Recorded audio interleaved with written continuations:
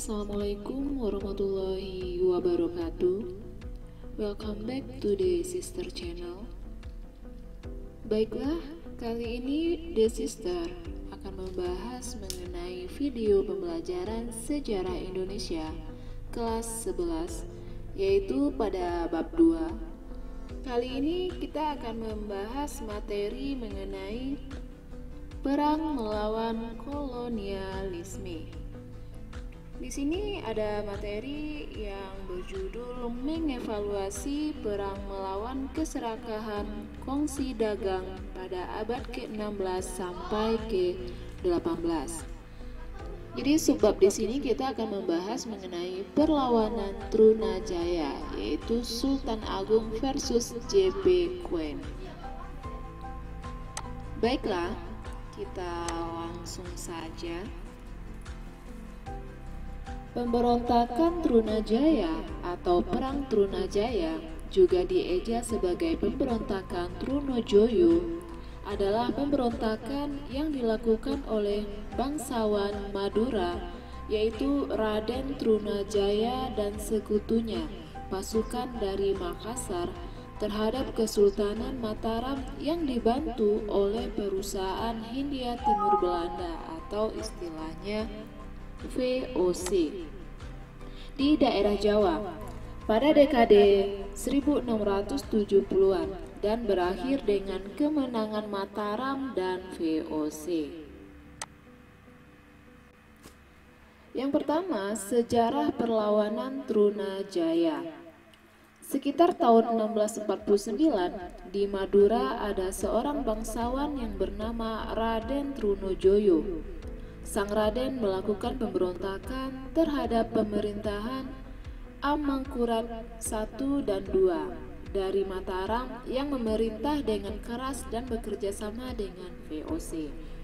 Jadi si Trunojoyo ini bersikeras untuk melawan pemerintahan atau pada masa pemerintahan Amangkurat I dan II.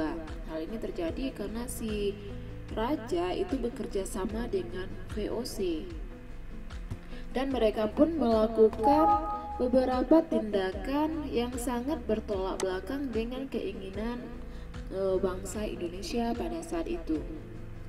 Karena hal itu menimbulkan gelombang ketidakpuasan pada kerabat istana dan para ulama yang ditindak dengan tegas oleh Amangkurat I.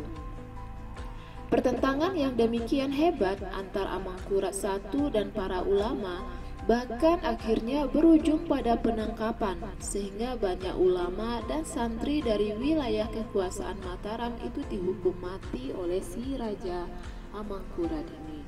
Jadi karena hal itu sangat-sangat membuat orang Indonesia marah karena mereka merasa dirugikan. Oke, kita lanjut. Kita lihat dulu latar belakang terjadinya perlawanan Trunojoyo.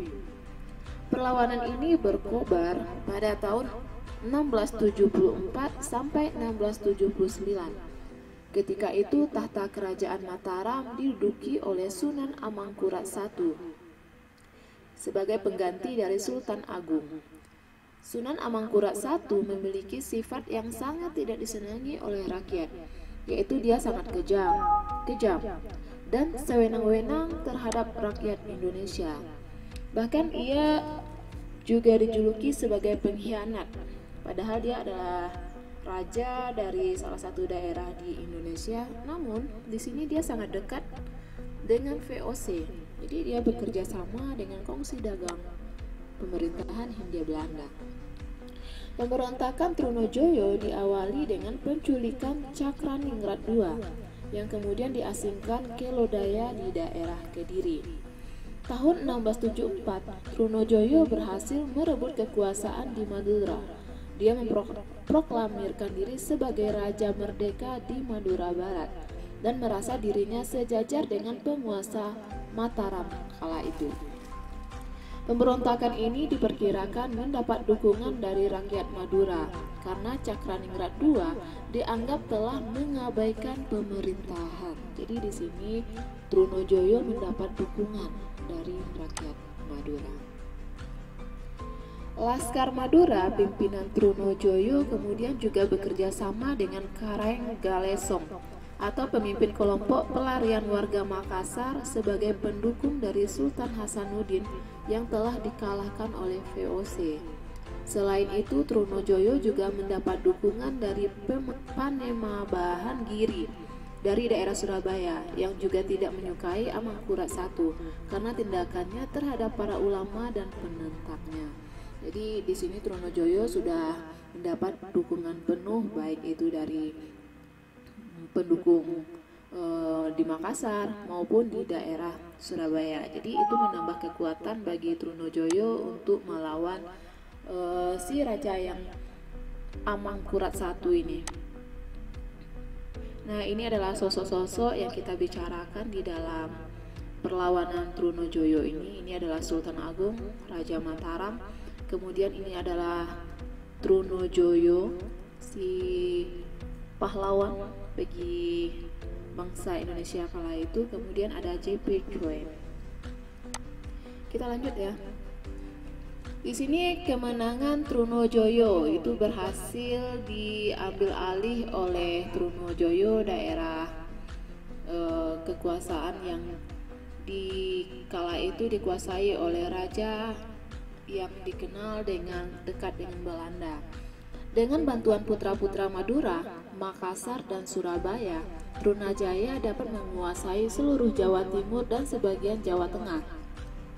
Trunojoyo yang setelah kemenangannya bergelar Panembahan Maduretno, kemudian mendirikan pemerintahannya sendiri yakni Kerajaan di Kediri. Saat itu hampir seluruh wilayah pesisir Jawa sudah jatuh ke tangan Trunajaya, meskipun wilayah pedalaman masih banyak yang setia kepada Mataram. Berikut si Trunojoyo meminta bantuan VOC untuk menundukkan Trunajaya. Oh, bukan si Trunajaya ya, tapi si raja tadi. Sebelum bantuan diberikan, dibuatlah perjanjian yang dikenal dengan Perjanjian Jepara, yaitu pada bulan September tahun 1677. Perjanjian ini berisi bahwa daerah-daerah pesisir utara itu mulai dari Kerawang sampai ujung timur digadaikan kepada VOC, yaitu sebagai jaminan pembayaran biaya perang bagi Trunajaya. VOC pernah mencoba menawarkan perdamaian dengan meminta Trunojoyo agar datang secara pribadi ke benteng VOC di Danareja. VOC kala itu di bawah pimpinan Gubernur Jenderal Cornelis Spilman akhirnya memusatkan kekuatannya untuk menaklukkan perlawanan Trunojoyo, yaitu pada April 1677 Spilman bersama pasukan VOC berangkat untuk menyerang Surabaya dan berhasil menguasainya. Benteng si Trunojoyo ini pun sedikit demi sedikit mulai dikuasai oleh VOC.